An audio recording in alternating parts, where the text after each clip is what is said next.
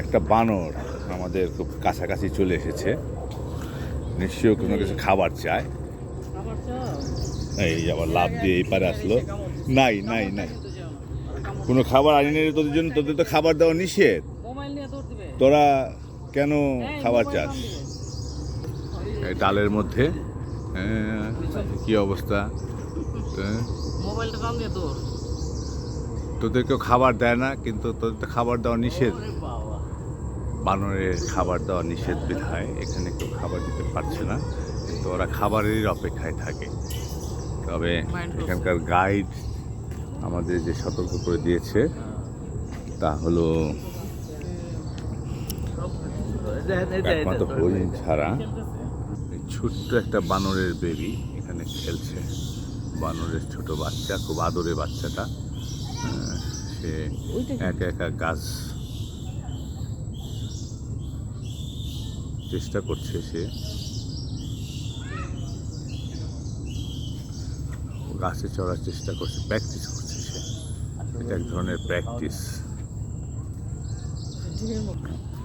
তোরা কি খাস? হ্যাঁ, এই যে এখানে একটি বাচ্চা সহ মা বসে আছে, কিন্তু ইচ্ছে থাকলেও যে খাবার দেওয়া নিষেধ বিধায় কেউ খাবার দিতে পারছে। দেখো না কেমন করতেছে।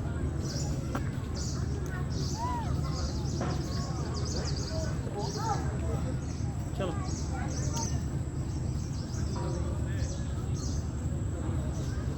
চারটি বানর, এরা মানুষকে ভয় পায় না, মাঝে মধ্যে নাকি মানুষের হাত থেকে মোবাইল, মাথার ক্যাপ, চোখের চশমা ছিনিয়ে নিয়ে যায়।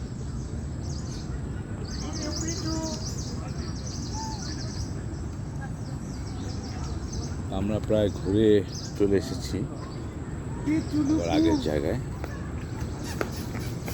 কিছুক্ষণের মধ্যে আমরা শিপে চলে যাব, সেখানে যেয়ে আমাদের ব্রেকফাস্ট করতে হবে। আমাদের বোধ হয় সুন্দরবন ট্যুরের এই সমাপ্তি ঘটবে এই বন্য প্রাণী প্রযোজন কেন্দ্র পরিদর্শনের মাধ্যমে। ধন্যবাদ সবাইকে। আসসালামু আলাইকুম ওয়া রাহমাতুল্লাহি ওয়া বারাকাতুহু।